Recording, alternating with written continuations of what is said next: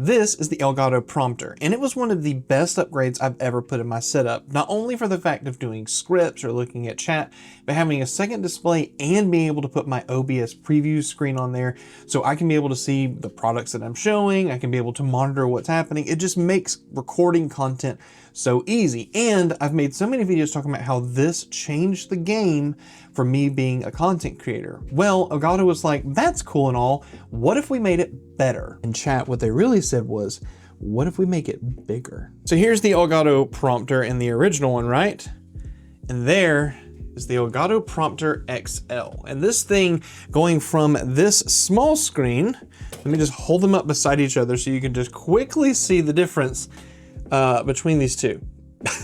What's crazy is you're going from the screen that is on this prompter to a 1080p 15.6 inch display. And I'm talking about, this is literally another computer screen for me to have full monitoring. And again, everything for OBS. Now I've got a full unboxing and everything that we're about to do on this and talk about the features and all of that, whatever the case. But I want to show you why this is so cool. Look, you see this? I can go right here. I can go to Open Preview Projector, the Prompter XL 1920 by 1080.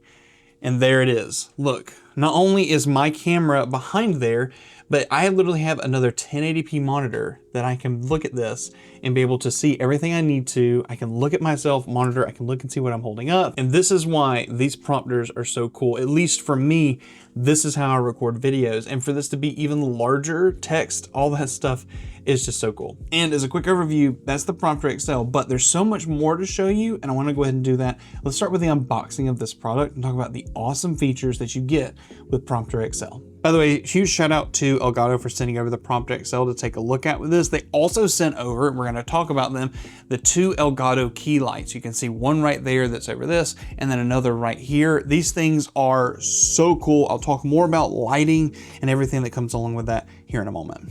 So here's the Elgato Prompter in this massive box that they sent over, and inside you're going to get, basically when you open it up, the actual screen for the teleprompter, an accessory kit, the actual screen itself, and you're going to get the housing for the prompter, as you can see here.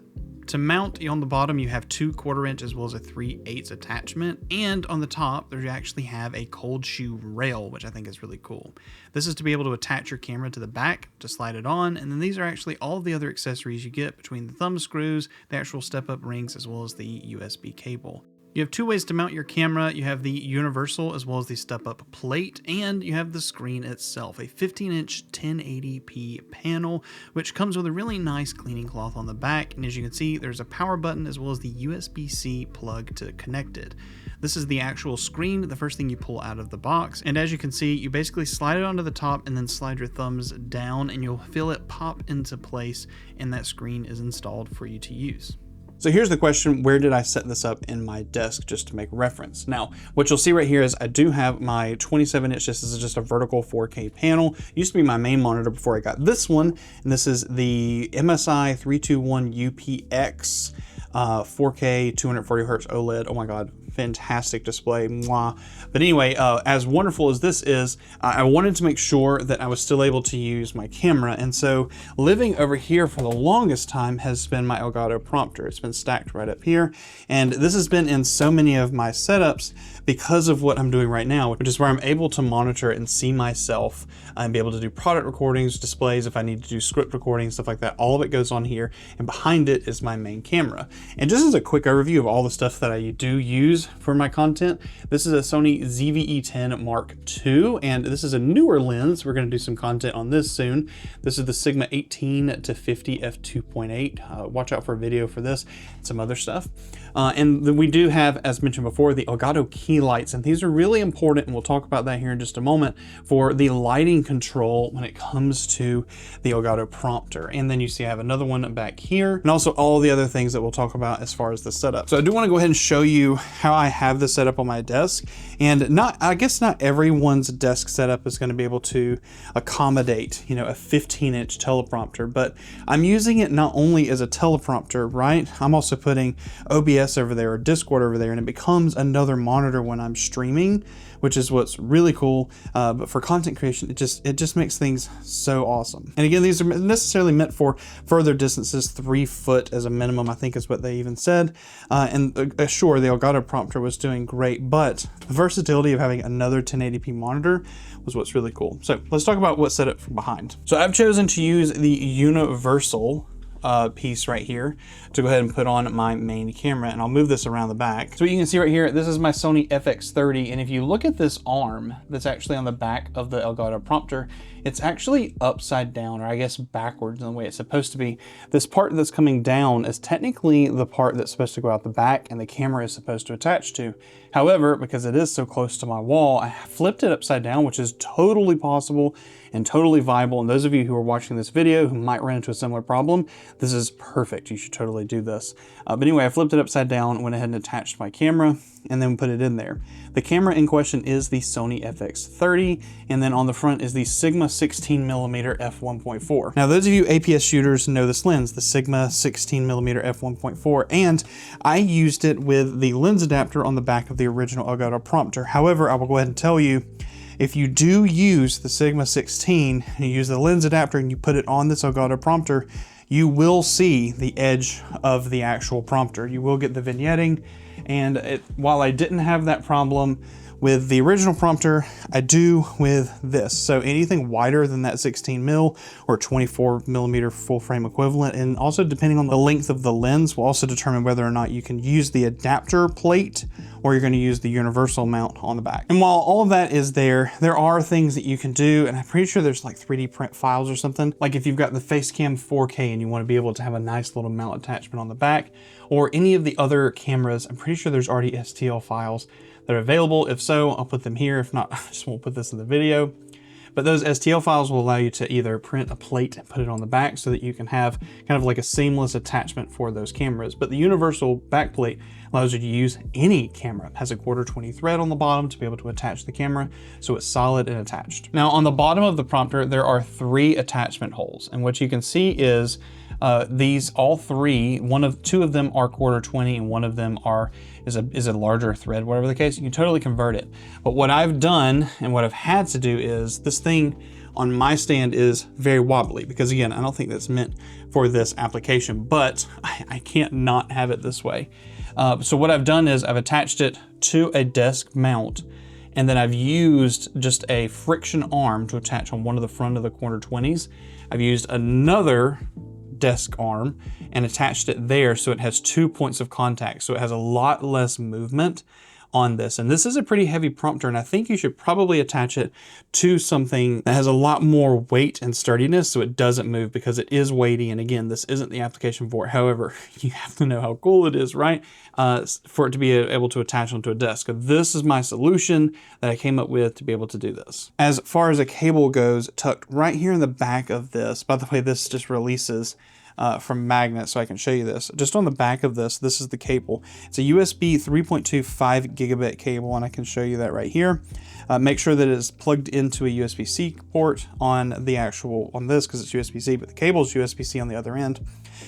Different from the other prompter, there's actually a power button, so you can turn this on or off, and it would work just fine. And now some people might think, wow, you'd have to have this plugged into a computer for this to work. But while we were in the press briefing, they said that you technically could plug this into an Android device or a tablet, and it would work on an Android device or tablet. I don't think you get the Elgato software, but you could use it for the display part, and you could use maybe some other software to do the teleprompter stuff. So you could have a remote setup, or maybe even use like a MacBook or something. But I didn't test the Android part. I just want to put that out there. Probably future video idea. Let me know down in the comments, and I'll have to buy an Android product to be able to test it out. But I kind of like the idea of having like maybe the Elgato Prompter attached on the end of my lens on a Go setup for stuff where I could have attach a phone for I think there's some really cool things that you could do with that. All right, let me show you the Camera Hub software. So here's the Camera Hub software, and I want to walk you through a couple of things for the Elgato Prompter that are just really cool.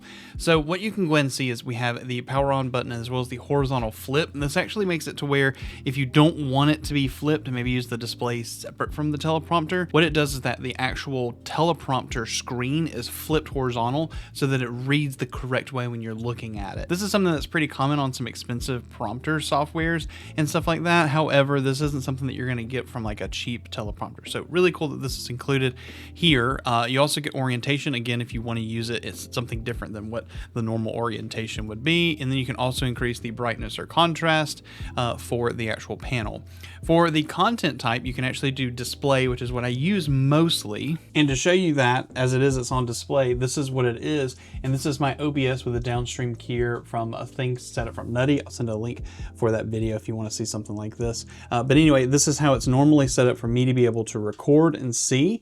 But what you can see is this is just normally displayed. This is my OBS source window over on the screen. But you can also do text. Now I've typed out a bunch of T's right here, but the big thing about teleprompter is you can kind of do whatever you want. So I've got just a bunch of stuff here from when I was doing some scripts for a Lightstream video. And what you can do is actually fully adjust this. Inside the software, you can actually adjust the font size, you can adjust the margins and what it looks like on the screen, as well as what it's going to appear. And the big thing about this is you have full customization. So what I've done is adjust the font size and everything, and you can see it pops up and I can read in this video, whatever the case. So then you can see like I've adjusted that text right here so that it actually sits right over the lens of my camera, and you can kind of see the camera back there behind it. And so what you can see is the text is there, and I can scroll through that text if I wanted to, or I can have it just play. As you can see, I can just hit move through the software and just have it kind of play through the text.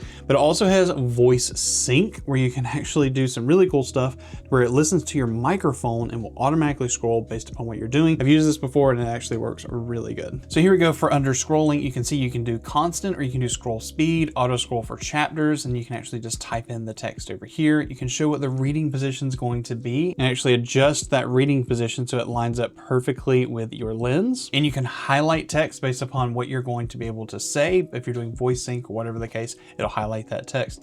And again, when you click voice sync, it'll just let you choose your microphone from the list that you have right here. For overlays, this is really cool.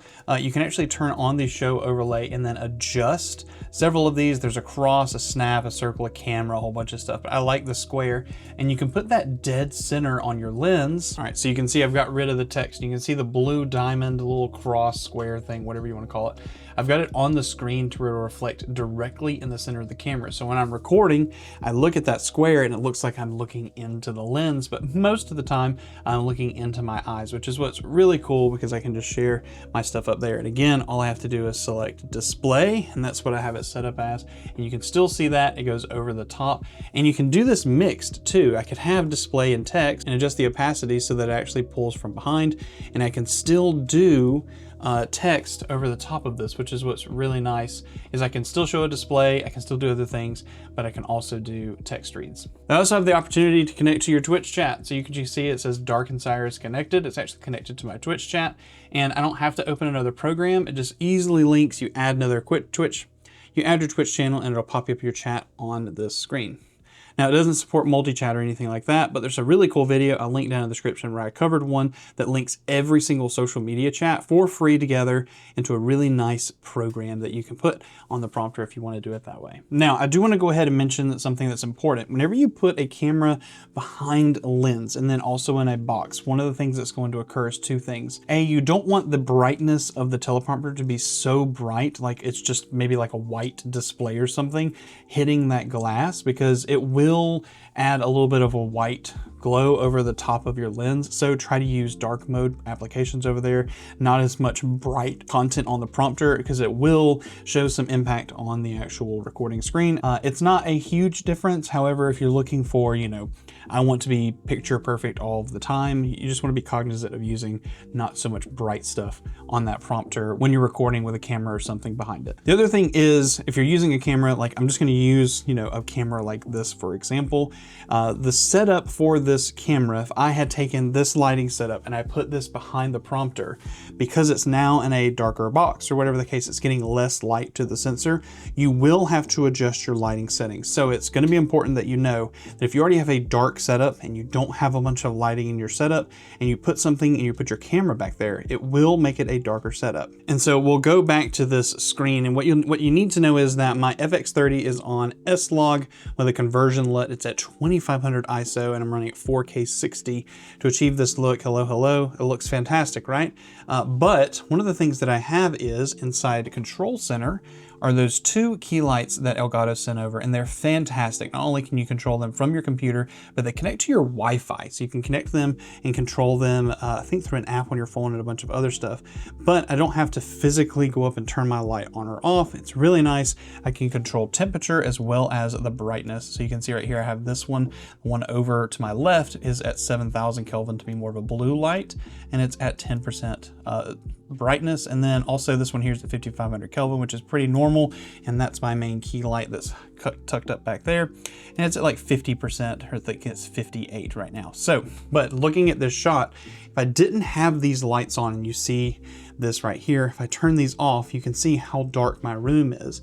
And if I adjusted the ISO of that camera to match this, you'll start getting more, grain or some other stuff. If you're using a webcam, you might start losing a little bit of frames and things like that. So when it comes to using a prompter or something, make sure you have enough lighting. And I can't recommend the Elgato lights, the key lights or the key light airs enough. They are fantastic panels. I think they're easy to use, wonderful, whatever the case. But even in the same case, I'm using other lights. Like I have a key light or a hair light that's up there. That's just like another panel or whatever the case.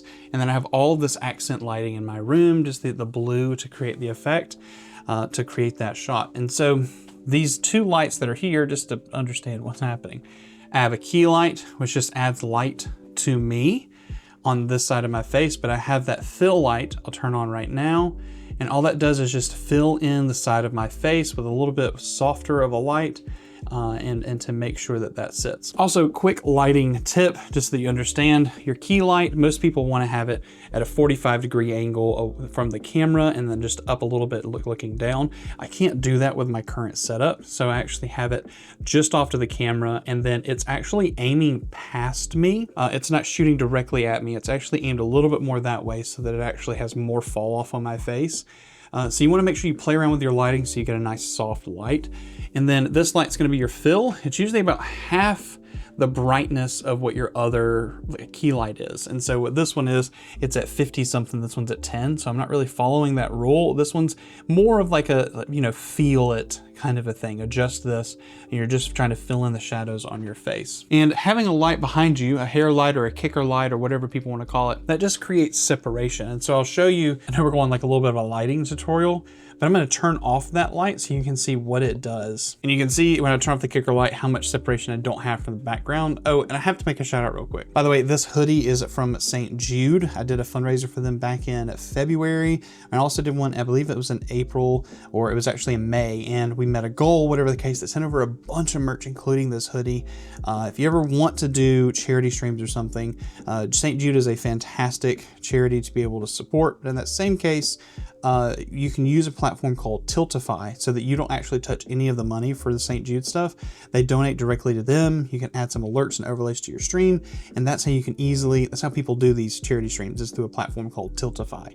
They basically let you show alerts on screen when people donate, whatever the case. They track your progress, you work with the charity. It's a really cool opportunity. But if I turn that kicker light back on, you can see how much separation it adds to the back of my hair, the lack of hair, but also puts light on my shoulder and separates me from the background. Now, this video started off with, look at the Elgato Prompter and how cool it is.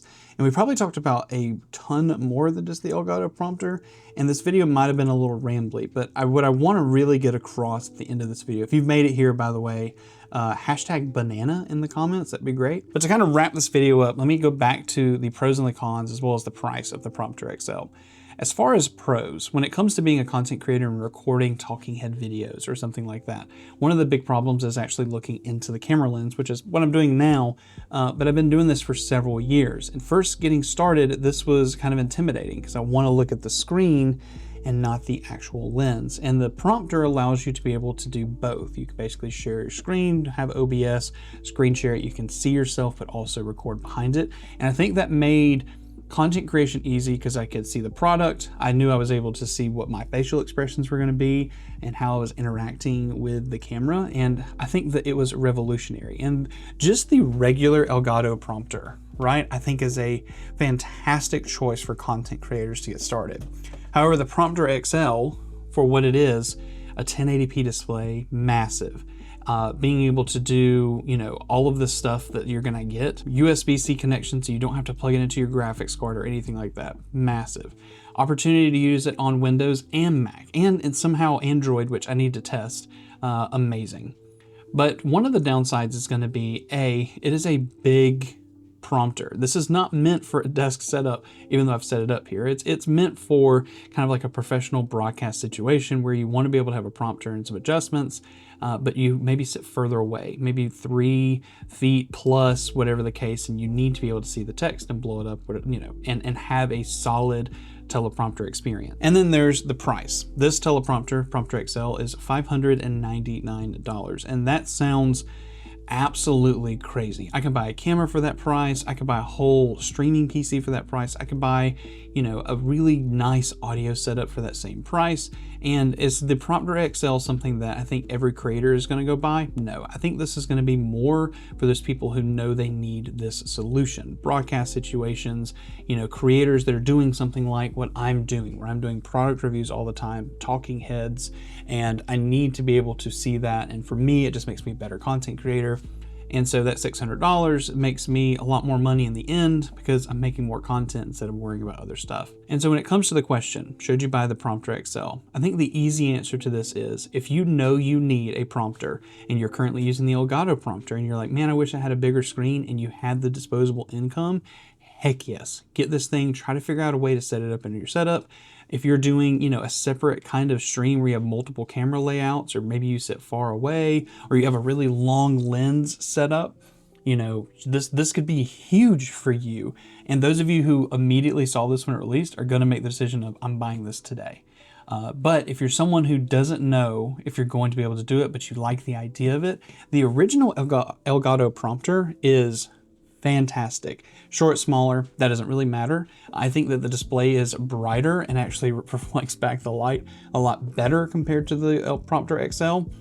But the smaller size means it's more meant for like a desk setup, put it over your monitor, put it beside your monitor kind of thing for content creators. And that brings us to the end of this review. Elgato, thank you for sending over this Prompter XL. It is a dream. I'm so excited to keep it in my setup. I think I'm never taking it down. And in that same case, I'm really excited about everything that just released in Elgato week. More videos to come on Elgato. Actually leave for TwitchCon next week. We'll be doing a bunch of videos there and putting stuff up on the channel. We'll be just testing out their new chair that they released. Wavelink free to everyone without having to have a Wave product. Bruh, so much. Check out one of these 2 videos. Love you so much, and we'll see you in the next one. Thank you for watching this really long review of the Prompter XL. Appreciate you, and y'all have a great day.